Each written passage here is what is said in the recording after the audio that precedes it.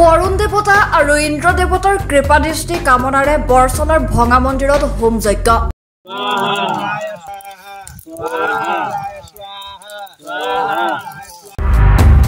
ক্ষুদ্ৰ চাহ খেতিয়ক আৰু স্থানীয় ৰাইজে অনুষ্ঠিত কৰে এই হোম যজ্ঞৰ।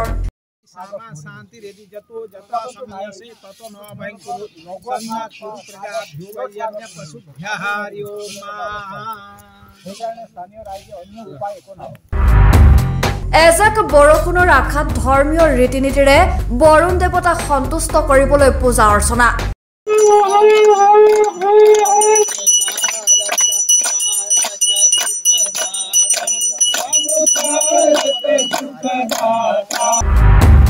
বৰষুণৰ অভাৱত ক্ষতিগ্ৰস্ত চাহ উদ্যোগ, ৰাজ্যত ভয়ংকৰ খৰাং, প্ৰভাৱ পৰিছে চাহ খেতিয়কৰ লগতে ধান খেতিত। গভীৰ সংকটত ৰাজ্যৰ লাখ লাখ কৃষক। এতিয়া ভগৱানেই যেন শেষ ভৰসা। এজাক বৰষুণৰ বাবে শোণিতপুৰ জিলাৰ বৰচলাৰ একাংশ ক্ষুদ্ৰ চাহ খেতিয়ক আৰু স্থানীয় কৃষিজীৱী ৰাইজে আজি ইন্দ্ৰ দেৱতা আৰু বৰুণ দেৱতাক সন্তুষ্ট কৰিবলৈ ঐতিহাসিক ভঙা মন্দিৰ চৌহদত কৃপাদৃষ্টিৰ কামনাৰে কৰিলে হোম যজ্ঞ।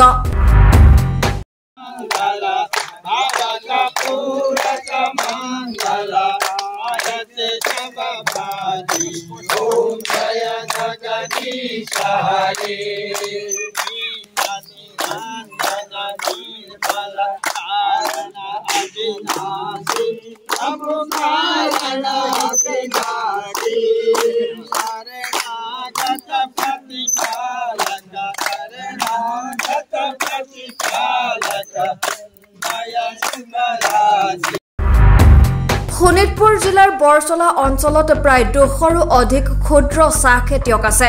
অঞ্চলটোৰ অৰ্থনৈতিক বুনিয়াদেই হৈছে ক্ষুদ্ৰ চাহ খেতি। এই ক্ষুদ্ৰ চাহ খেতিয়কৰ বিঘাই বিঘাই চাহ খেতি বৰষুণৰ অভাৱত নষ্ট হৈ গৈছে।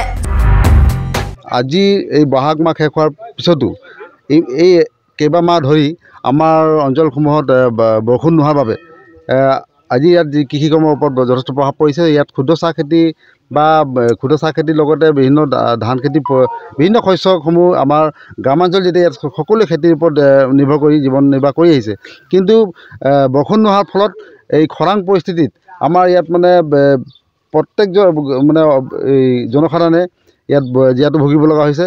যাৰ বাবে আজি আমাৰ ভঙামন্দিৰ শিৱ দেৱালয়ত আমাৰ স্থানীয় ৰাইজে যাতে বৰুণ দেৱতাক সন্তুষ্টি হয় আৰু কৃপা তেখেতে কৰে যাতে বৰষুণ দিয়ে, তাৰ বাবে আজি ইয়াত বৰুণ দেৱতাৰ আহ্বান কৰা হৈছে, পূজা অৰ্চনা কৰা হৈছে, হোম যজ্ঞ কৰা হৈছে আৰু আশা কৰা হৈছে যে ভগৱানে এই অঞ্চলসমূহৰ যি পৰিৱেশ যিটো বিনষ্ট হৈছে বৰষুণ নোহোৱাৰ ফলত পুনৰ আকৌ যাতে ভাললৈ আহে, বৰষুণ আহে, তাৰ বাবে সকলোৱে আশা কৰি আজি এই আধ্যাত্মিকতাৰ ওপৰত বিশ্বাস ৰাখি সকলোৱে যাতে ইয়াত সনাতন ধৰ্মী লোকসকলে আজি বৰুণ দেৱতাক আহ্বান জনাইছে।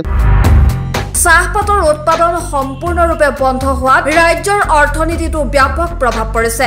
ইপিনে ধান খেতিয়কসকলেও বহাগ জেঠ মাহত কঠীয়া পেলাব নোৱাৰাত বিপাঙত পৰিছে। এপ্ৰিল মে মাহলৈকে প্ৰচুৰ পৰিমাণে বৰষুণ নোহোৱাত নদ নদী পুখুৰী শুকাই গৈছে। এক ভয়ানক বিপদৰ দিশে গতি কৰিছে প্ৰকৃতি। মাৰ্চ মাহৰ পৰা এতিয়ালৈকে বৰষুণৰ আশা কৰি কৃষক ৰাইজ হতাশ হৈ পৰিছে। মাৰ্চ, এপ্ৰিল, মে 3 মাহ গুচি গ'ল। বিশেষকৈ কেঁচা চাহপাতৰ উৎপাদন মাৰ্চৰ পৰা আৰম্ভ হয়, কিন্তু মাৰ্চ, এপ্ৰিল মাহ 3 মাহ এই যিটো মেইন গল্ডেন টাইম, এই গল্ডেন টাইমত তেওঁলোকে যিজন খেতিয়কে দিনে প্ৰায় 1000 কিলোগ্ৰাম চাহপাত উৎপাদন কৰিছিলে, তেওঁৰ 100 কিলোগ্ৰাম চাহপাতৰ এতিয়া বৰ্তমান উৎপাদন নহয়। আৰু বৰষুণৰ অভাৱৰ বাবে উৎপাদন নাই যিহেতু তেওঁলোকৰ খৰচটো কিন্তু কমা নাই। সেই হেতুকে কৃষক ৰাইজৰ অৱস্থা, ক্ষুদ্ৰ চাহ খেতিয়কৰ অৱস্থা এতিয়া বৰ টান হৈ পৰিছে।